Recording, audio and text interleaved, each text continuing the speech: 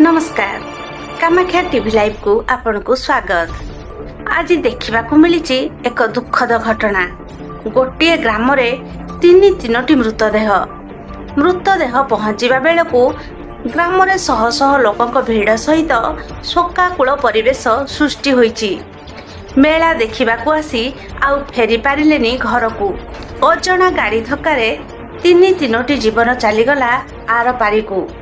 ढेंकानाल जिला सुरप्रतापुर फांडी टांगरा ग्राम ठारे आज अपराह्न 5टा समय गत काली राति दुर्घटन मृत्युवरण करिथिबा 3 जनक शव व्यवच्छेद पर आज ग्राम रे पहुंचीथिला।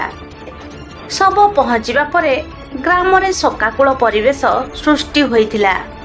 सूचना अनुसार गत काली राति 9टा समय टांगरपड़ा ग्रामर अभिमन्यु नायक बयस 65 वर्ष, बलराम सिंह बयस 64 वर्ष और तांकर 11 वर्षर पुतुरा मठ करगला ठारे हेउथबा मेला देखिबाकू जाउथबा बेले जातीय राजपथ रे एक अजणा गाड़ी तांकू धक्का देइथिला।